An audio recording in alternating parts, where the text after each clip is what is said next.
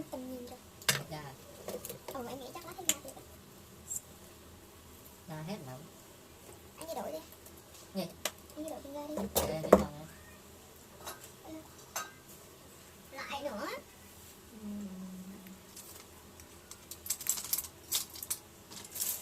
hành nha. Hả? Có chứ. Ủa em có mua hành luôn hả? Lâu rồi. Nóng rồi, bây giờ là mình sẽ cho gà vô. Đánh gà vô nha mọi người.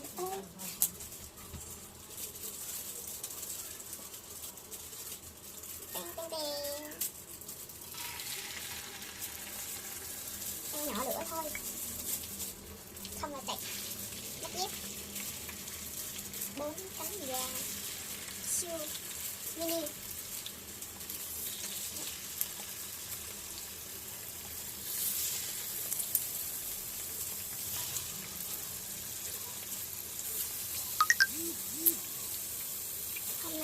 Hôm nay đặc biệt lắm luôn, đó là canh gà chiên nước mắm siêu cay. Ăn cay không anh?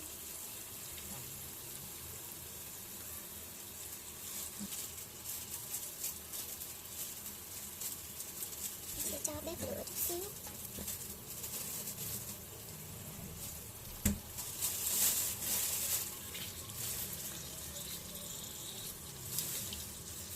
Chưa tới giờ nó bắn có bông đâu, lát bắn có bông rồi lo chạy.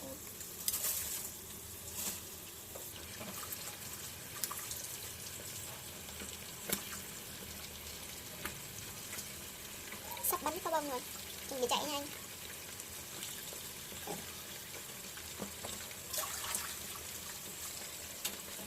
Chuẩn bị chạy. Đóng nắp lại.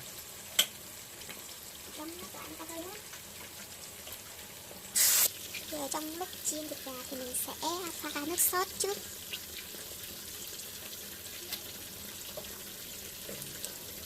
Đầu tiên là mình sẽ bỏ ít nước mắm. Giờ mình sẽ cho 5 muỗng mắm, 50, 1, 2, 3, 4, 5.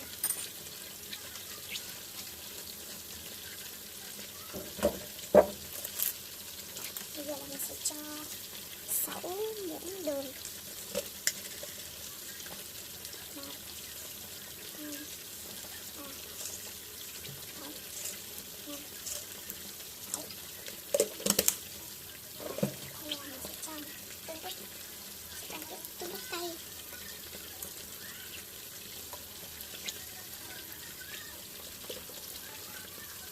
Một ít tương ớt chiên xù.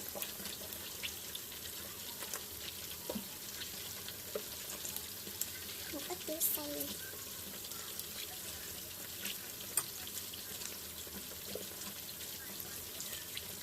Và một ít mè thơm cho nó thơm. 6 giọt. Đó, bây giờ mình sẽ khuấy đều nha. Cho nó tan hỗn hợp này và lát mình sẽ đổ vô trong nồi chiên thì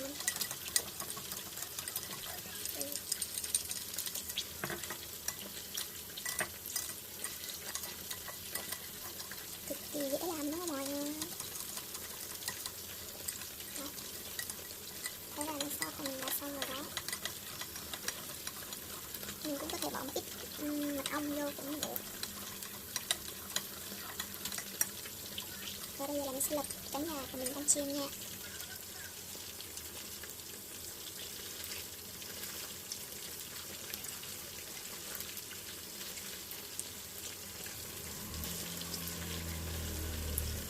Nó hơi vàng vàng rồi cả nhà. Nó cục này không phải cái đùi đâu, cái này là cái cánh đó mình cắt nhỏ lại. Tại vì cả bốn cái cánh này nó to đó. Bây giờ mình sẽ lật ngược nó lên.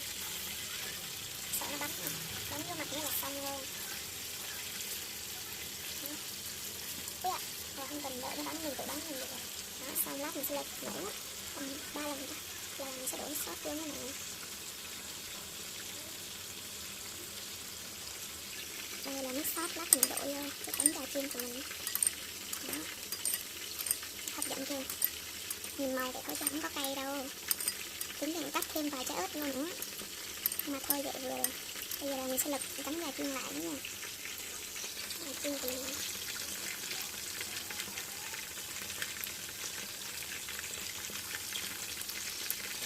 cánh gà nó bắt đầu vàng ươm rồi nè.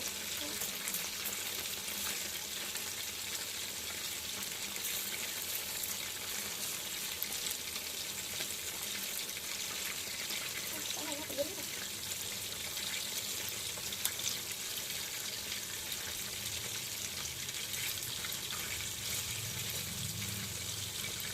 Mình sẽ để xong lát lật vài lần nữa là bắt vừa á.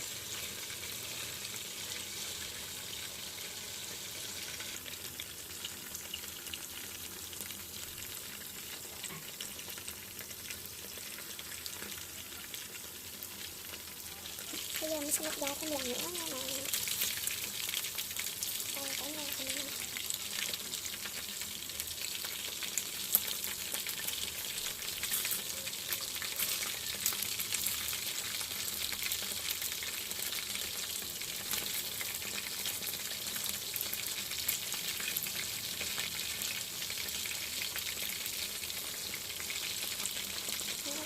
Xong rồi đó, mình đợi chút xíu nữa và mình có thể bấm sốt vô rồi.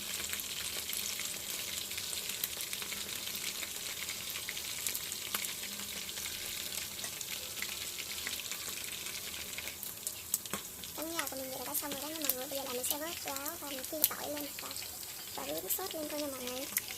Đó. Mình sẽ cho nhỏ lửa lại và mình vớt dẹp cánh gà lên. Không tắt lên đi chứ không nó bắn. Mình sẽ vớt cánh gà lên. Đây cánh gà này nó vàng ươm luôn.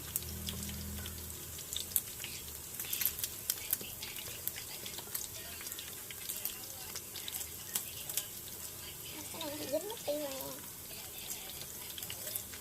Cái này nó bị dính. Rồi xong nó dính với nhau chắc không ra. Từ từ nó không sao. Mình sẽ cắn tiếp.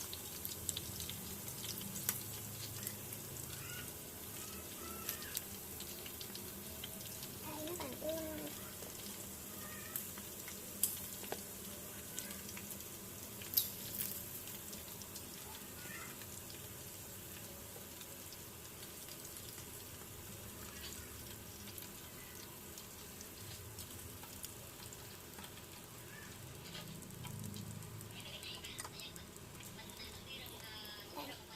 Với cánh gà của mình đã xong rồi đây. Bây giờ là mình sẽ đổ cái dầu dư hồi nãy để bữa sau mình chiên ít nước mắm. Bây giờ là mình sẽ phi hành lên. Đây mình sẽ để ít lên. Bây giờ là mình sẽ phi hành tím với lại tỏi lên nha mọi người. Đây là phần hành với lại tỏi của mình. Mình sẽ phi.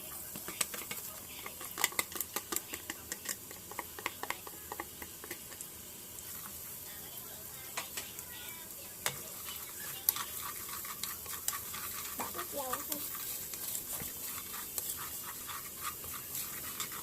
Mình cho nó hơi cháy cháy rồi mình bỏ nước sốt lên.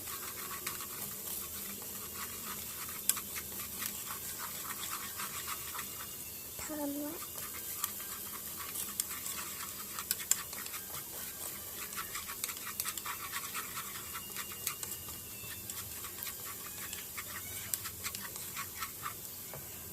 Giờ mình sẽ cho cánh gà lên cho nó thơm.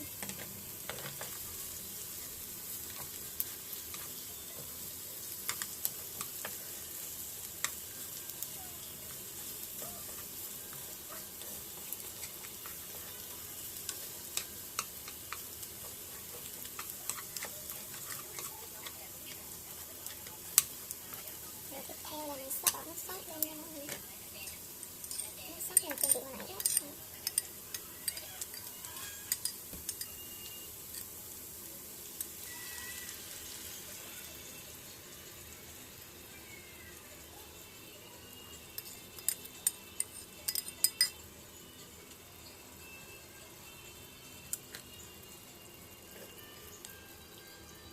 Bây giờ là mình sẽ trộn đều cho nó thấm vô cái cánh gà của mình và để dậy tầm 3 phút nữa mình có thể ăn được rồi. Có thể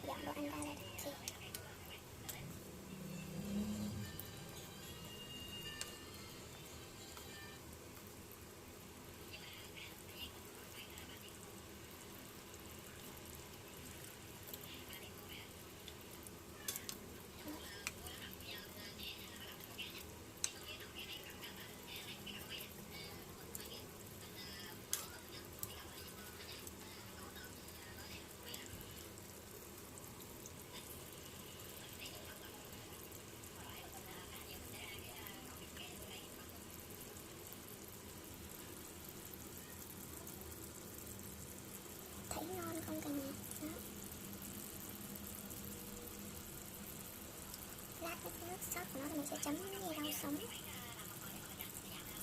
không cần phải đặt nước chấm nữa nha mọi người. Bây giờ mình sẽ cắt thêm một trái ớt vô nữa. Đây, trái ớt còn bên đây, bây giờ mình sẽ cắt vô.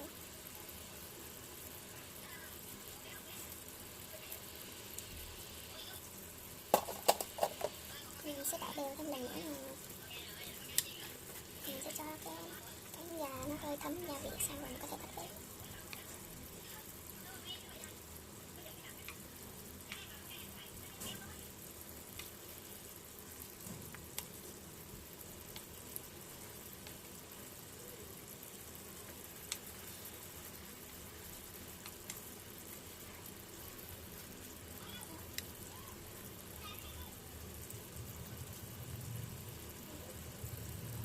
Cánh gà của mình đã xong rồi nhé các bạn ơi. Bây giờ là mình sẽ cho hành baro lên trên. Đó.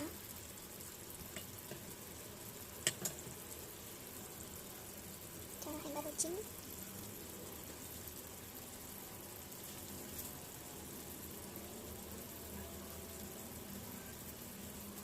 Mình sẽ sắc thêm hành lá Việt Nam vào nữa.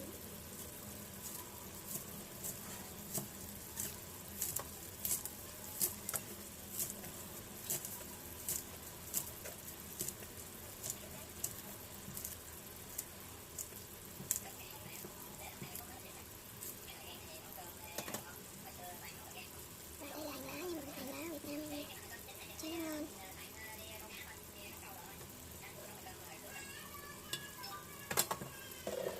Thêm một ít tiêu nữa cho nó hấp dẫn. Ok, thế là cánh gà chiên nước mắm của mình đã xong này, cho mọi người coi đây. Đó. Và bây giờ mình sẽ nấu món tiếp theo, đó là món canh kim chi đậu hũ non nha mọi người.